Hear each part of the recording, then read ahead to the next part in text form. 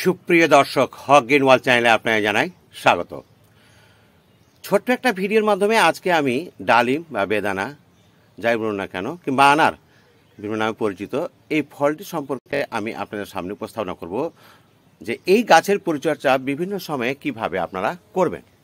তো প্রথমে জেনে নেওয়া যাক যে এর কিন্তু ভ্যারাইটি বা জাত এখন প্রচুর জাত তৈরি হয়েছে এবং গ্রাফটিং করে করে বিজ্ঞানের প্রযুক্তিকে কাজে লাগিয়ে ভিন্ন ভিন্ন ভ্যারাইটির যদিও বেদানা বা ডালিমের প্রজাতি তৈরি হচ্ছে, তার মধ্যেও কিন্তু প্রচলিত যতগুলো জাত আছে তার মধ্যে সবচেয়ে উৎকৃষ্ট জাত এবং খুব সহজলভ্য যেটা হয় সেটা হচ্ছে গণেশ ভ্যারাইটি।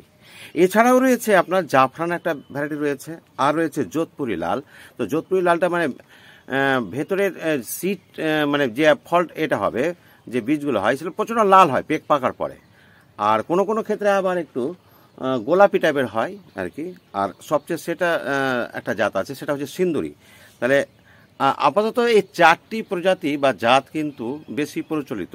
তার মধ্যে বললাম গণেশ সবচাইতে বেশি প্রচলিত, তারপরে জাফরান, যোধপুর লাল এবং সিন্দুরি। তো জাত সম্বন্ধে আমাদের জানা হয়ে গেল। এবার আমরা জেনে নেব যে এই ধরনের ফল ঠিক কোন সময়টায় আমাদের আসে। ঠিক বুঝে উঠতে পারে না যে কোন সময় কোন খাবারটা দেব। কারণ হচ্ছে গাছের যে মূলত 15টি খাবার, তার মধ্যে প্রধান খাবার, মুখ্য খাবার হচ্ছে 3টি: ফসফেট, নাইট্রোজেন এবং পটাশ। এখন প্রশ্ন হচ্ছে ফুল ফোটার সময় কোন খাবারটা দেব, ফুল আসার পর কি দেব, বা গাছে ফল যখন থাকবে তখন কি দেব, এই নিয়ে কিন্তু একটু ধন্দে থাকে। কারণ যখন যে ধরনের খাবারটা প্রয়োজন সে খাবারটা দিতে না পারলে কাঙ্ক্ষিত রেজাল্ট আপনি কিন্তু পাবেন না। সবসময় একই ধরনের খাবার দেওয়া উচিত নয়। তবে এক ধরনের বলতে খাবারের মধ্যে আছেটা কি, গাছের প্রাথমিক যে চাহিদা সে চাহিদা পূরণ হবে কিনা, এটা কিন্তু আপনাকে প্রথমে ভাবতে হবে। তো বন্ধুরা, প্রথমে আমরা জেনে নেব কোন কোন সময় গাছে ফুলটা আসে। এখানে অ্যাকচুয়ালি আমরা বছরে 3 বার ফল পাই একটু ভালো জাতের ডালিম বা বেদানা গাছে। প্রথম যে জাতটি হয় সেটি হচ্ছে আম্বিয়া বাহার। আমি স্ক্রিনে দিয়ে দেওয়ার চেষ্টা করব। এটি সাধারণত জানুয়ারি ফেব্রুয়ারি মাসে কিন্তু ফুলগুলো আসে। যে ফুলগুলো আমাদের এই যে দেখতে পাচ্ছেন, এই যে এগুলো, এই ফুলগুলো কিন্তু জানুয়ারি ফেব্রুয়ারি মাসের একটা সিজন। সেকেন্ড যেটা আসে ঠিক বর্ষার শুরুর দিকে, জুন জুলাই, একে বলা হয় মৃগবাহার।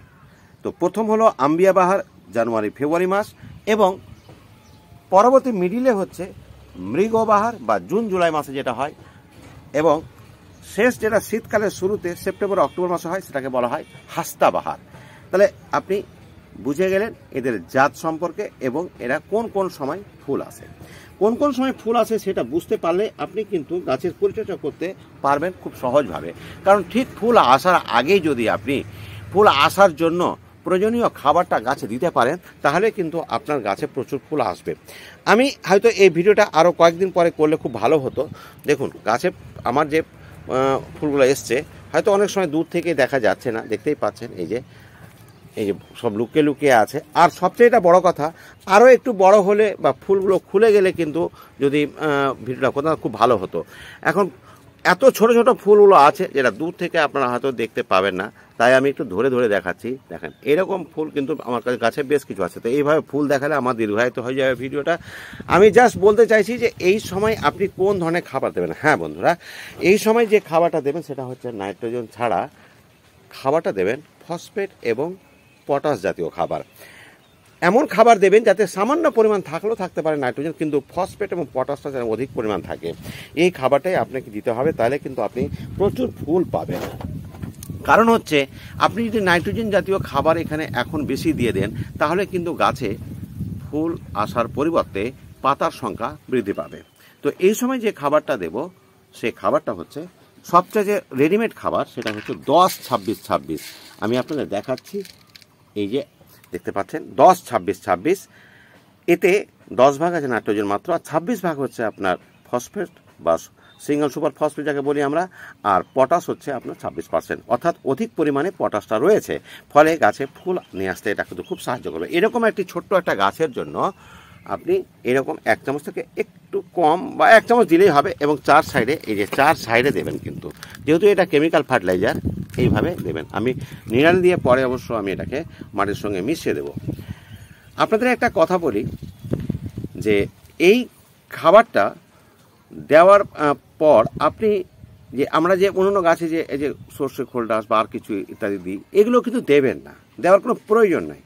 কারণ গাছটা আমার সাইজ অনুযায়ী, কারণ গাছ এখন ওই সামান্য খাবারগুলো আমরা সিজনাল গাছে দিই, দুর্বল কাণ্ডের গাছে দিই। আর এরকম বহু বর্ষজীবী গাছে কিন্তু ওই সমস্ত না দেওয়াটাই উত্তম, মানে দেওয়ার কোনো লাভ নেই। আর এই ধরনের গাছে দেবেন আপনি সবজি পচা যে কিচেন ওয়েস্ট থেকে তৈরি করি যে জলটা, সেই জলটা কিন্তু দিলেই হয়ে যাবে। তো আমি কথা বলার সঙ্গে ফাঁকে ফাঁকে আমি একটুখানি সারটা মাটির সঙ্গে মিশে দেওয়ার চেষ্টা করছি সামান্য। আর এই যে আমার কিচেন ওয়েস্ট থেকে তৈরি করা যে জলটা লাল তারপরে হয়ে আছে দেখতে পাচ্ছেন, একদম যত হয় সবটা আমি এই ধরনের গাছে দিই। এগুলো জল দিলে গাছের প্রাথমিক চাহিদাগুলো পূরণ হয়ে যায়। দ্বিতীয় কথা হচ্ছে মাটির ব্যাপারে, এবং যারা নতুন লাগাবেন টবের কথা একটু বলা উচিত। আমার গাছটার বয়স মাত্র 1 বছর, আর গত বছর আমার 4-5টা ফুল হয়েছিল, কিন্তু আমি বেশিরভাগই ফুলটা ফেলে দিতে হয়। কিন্তু শখ করেই আমাকে যখন বলেছে যে এটা একটা ভালো ভ্যারাইটির গাছ, তো একটা ফলকে আমি টেস্ট নেওয়ার জন্য আমি রেখে দিয়েছি। এটাও যদি আমার খারাপ হয়, এটাকেও আমি কিন্তু এই গাছটাও কিন্তু আমি বাদ দিয়ে দেবো, কারণ বিশ্বস্ত নার্সারি থেকে আমি এটা গাছটা নিয়ে আসতে পারিনি। তো যার জন্য মাত্র আমি একটা ফলই আমি গত বছর মানে গত সিজনে রেখেছি। এবার যে ফলগুলো আছে হয়তো 4-5টা হয়তো রাখবো, বাকিগুলোকে আমি ছড়িয়ে দেবো। আচ্ছা, টবের কথা বলি। আমার গাছটা যেহেতু খুবই ছোট, কাজে এরকম একটা 14-15 ইঞ্চি টব নিয়েছি। অ্যাকচুয়ালি আমার কাছে যে গাছটা ছিল ইতিপূর্বে, এই যে দেখতে পাচ্ছেন কাঠামোটা, এই যে এটা প্রায় 10 বছর কি 12 বছরের মতন বয়স ছিল, কিন্তু এই গাছটাতে প্রচুর প্রচুর হতো। যারা আমার পুরাতন ভিউয়ার্স তারা জানেন, প্রচুর আমার কাছে হতো, ডালিম হতো, কিন্তু ভেতরের বীজটা কিন্তু শক্ত থাকতো।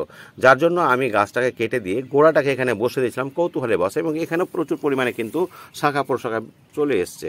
আমার টবগুলো দেখতে পাচ্ছেন দোতলার উপরে টব হলেও এই টবগুলো কিন্তু অনেকটাই বড়। যেমন এখানে একটা গাছ, বড় গাছ রয়েছে, এখানে যেমন একটা আম গাছ রয়েছে, বড় বড় টব। হ্যাঁ, তো এরকম আশা করি এরকম টবগুলো দেখতে পাচ্ছেন কীরকম, এখানে আমরা রয়েছে।